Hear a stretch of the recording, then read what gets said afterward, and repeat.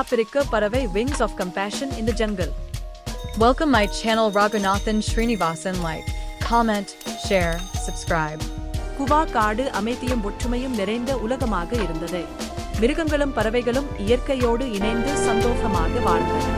அனைத்து உயிரினங்களும் கூட்டமாக வாழ்ந்தாலும் ஒழுங்கை கடைபிடித்தன. காடு அவர்களுக்கே ஒரு பாதுகாப்பான உலகமாக இருந்தது. முன்னோர்கள் மனிதர்களை தவிர்க்க வேண்டும் என்று கட்டளை விட்டிருந்தனர்.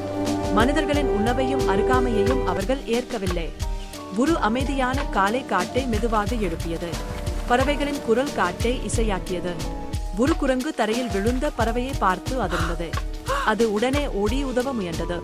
பறவை தூரத்து ஆப்பிரிக்காவிலிருந்து வந்ததென கூறியது. மனிதர்கள் கல்லால் ததிரசை உடைத்தனர். உயிரை காப்பாற்ற வேண்டும்.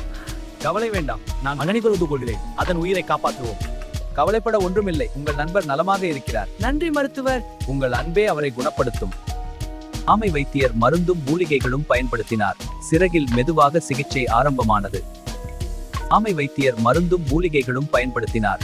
சிறகில் மெதுவாக சிகிச்சை ஆரம்பமானது.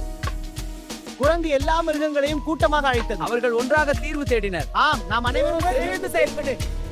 மனிதர்கள் இருக்கும் இடத்தை கண்டுபிடிக்க வழி இருப்பதாக நரி சொன்னது. அனைவரும் ஆச்சரியமாக கேட்டனர். மிருகங்கள் மனிதர்கள் எல்லா இடங்களிலும் இருப்பதாக கூறின. பயமும் சந்தேகமும் அதிகரித்தது. கவனமாக இருங்கள், இங்கு ஆபத்து அதிகம். ஆம், நாம் ஒன்றிணைந்து முன்னேற வேண்டும்.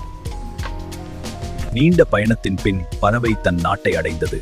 அது சுதந்திரத்தின் மகிழ்ச்சியை உணர்ந்தது. மனிதர்களின் செயல்கள் பிற உயிர்களை பாதிக்க முடியும். கருணையும் புரிதலும் உலகை பாதுகாக்கும்.